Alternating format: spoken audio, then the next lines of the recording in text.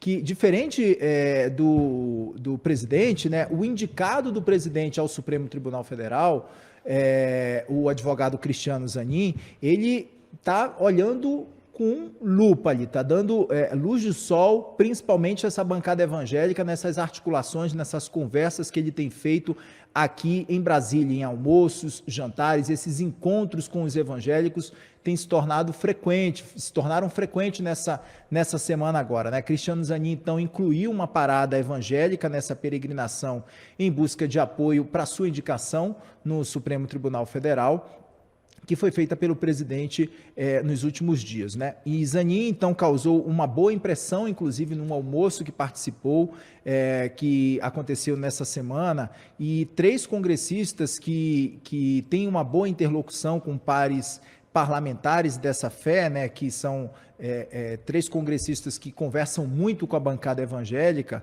que o senador Carlos Viana e os deputados Sóstenes Cavalcante e também Renata Abreu, estavam presentes nesse encontro com o Zanin e tiveram uma conversa junto com ele ali, participaram então desse almoço, né? Renata Abreu, ela é presidente do Podemos, vamos lembrar isso aqui, que é o mesmo partido de Viana e da sigla também que acolhe Deltan Dallagnol, que é ex-procurador da Lava Jato, que teve o mandato cassado, né? Inclusive confirmado agora pela Câmara essa semana.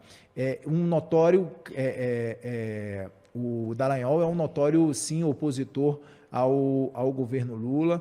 E Viana, presidente da bancada evangélica do Senado, né, posto que Sóstenes do PL de Jair Bolsonaro já ocupou na Câmara no ano eleitoral de 2022. Então, ainda essa semana, Zanin tomou o café da manhã também com outro ex-líder do Bloco Cristão, que é o deputado Cezinha de Madureira, do PSD de São Paulo, e mais parlamentares da religião também. Então, a primeira reunião aconteceu em Brasília, na casa de um advogado, que é amigo de Renata Abreu, que é anglicana, ela faz parte da religião anglicana, né? E nem ela, nem Sóstenes votarão nessa sabatina para que Zanin vai participar na CCJ, mas já envolve ali sim apenas alguns senadores, e essa dupla ela foi acionada para tentar diminuir, né? Zanin fez esse encontro para tentar diminuir a sua resistência, principalmente com a questão da bancada evangélica. A gente até subiu no site aqui que a Folha de São Paulo dessa semana, né, que o pastor Silas Malafaia elogiou o Cristiano Zanin também, depois desse encontro que ele fez junto com a bancada evangélica, junto com parlamentares ligados à bancada evangélica. Wilson, quero te ouvir sobre esse ponto, porque é importante que a gente ressalte isso, né? Zanin bastante atento a essa bancada, sabe a importância dela e por isso está fazendo gestos representativos e significativos a essa ala que existe dentro do Congresso Nacional, né? Eu cobri Barroso, Zavascki, já falecido, Alexandre de Moraes, aí depois do Alexandre veio o nosso Cássio Nunes Marques e o André Mendonça. Assim, 6 com Zanin. Ou seja, opa, gente, espera aí, acabei de me entregar a minha idade, cobri metade da sabatina de metade dos ministros do Supremo. Mas, enfim, esse beijamão é absolutamente normal. Aconteceu com o Zanin, aconteceu com o Barroso, aconteceu com o Alexandre de Moraes, aconteceu com o Teori. O Fachin, tem que colocar, na verdade, tem que colocar o Fachin também, que eu acabei esquecendo. Enfim, é absolutamente normal, natural, eles indo de gabinete em gabinete, conversando, dizendo, olha, eu sou garantista, eu vou cumprir a Constituição, não vou criar nenhum tipo de constrangimento. Esse papo furado eu já conheço. Na conversa do Zanin com a bancada evangélica, ele falou algo muito interessante, Kinzo,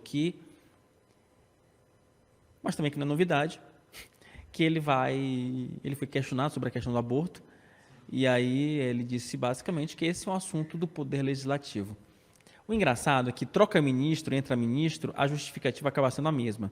Alguns assuntos mais polêmicos, o que eles fazem? Não, eu não vou mexer com isso, não tem ativismo do Poder Judiciário, eu vou entregar esse pepino para o Poder Legislativo. Mas depois, quando pega a caneta, meu amigo, a coisa muda de figura, e que nós já vimos de ministros do Supremo atuando como legisladores, não está escrito. Então, faz parte, é um processo. E o Zanin, né, como todo bom indicado ao STF, tem buscado realmente, inclusive, conversar com adversários. Na próxima semana, parece que ele vai ter uma conversa ali com o ex-vice-presidente Hamilton Mourão, para tentar conseguir um apoio ali da bancada dos bolsonaristas. Estão dizendo que ele pode ter entre 55 e 60 votos no plenário do Senado, que seria um placar razoável, um placar, inclusive, maior do que o do André Mendonça. E vejam, né, o André Mendonça, que tinha toda aquela polêmica de ser radicalmente evangélico, etc., passou. O Zanin também deve passar sem grandes dificuldades. O que a gente tem escutado, inclusive, no Congresso, é que, tecnicamente, o Zanin não é ruim, mas o que o desabona é o fato de ser um amigo do Lula, né? O fato de ter sido advogado do Lula, o fato de ter sido um cara que tirou o Lula da cadeia. Em situações normais, se isso aqui fosse um país sério e normal, essa indicação ela iria para o vinagre, porque ela é uma indicação de caráter personalíssimo, nem de caráter pessoal, de caráter personalíssimo. Mas não é o caso. O Senado não vai atuar como sistema de freios e contrapesos, porque sabe que se votar contra o Zanin, isso pode criar um problema para ele, para os senadores, se o Zanin pegar alguma causa que tenha relação com esse legislador. Então, na dúvida, para não criar uma briga, para não criar uma confusão prévia, né, vota-se a favor do Zanin. Você vai ter aí um outro voto de opinião. O Moro já sinalizou que deve votar contra a indicação do Zanin. Talvez você tenha ali um Magno Malta, talvez o Alan Rick, lá do União do Acre, a bancada do Santa Catarina.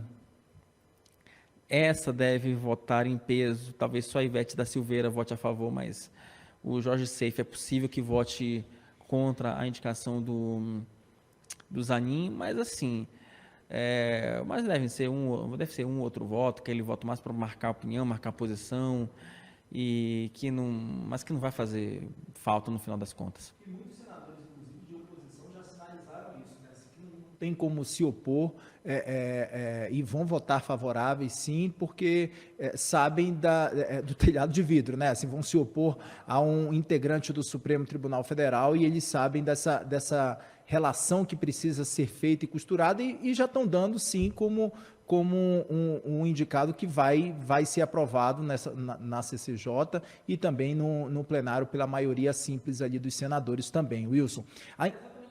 Kenzo, essa batina, infelizmente, ela acaba sendo um exercício, quer dizer, não um exercício, mas acaba sendo um evento de faz de conta, porque puramente protocolar, porque não tem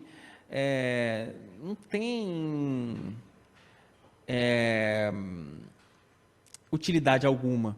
Lógico, vai servir para a gente aqui da imprensa, vai dar um belo de um trabalho para nós, de um antagonista, porque vamos ficar ali no tempo real. Você que nos acompanha vai saber tudo sobre o que ele pensa, inclusive em relação aos assuntos mais polêmicos, mas para efeito de sabatina, dizer, olha, isso aqui, o camarada ele não vai ser aprovado porque ele falou uma bobagem. Como é uma sabatina de concurso público, por exemplo, que pode reprovar um candidato, isso sinceramente não esperem que isso não vai acontecer.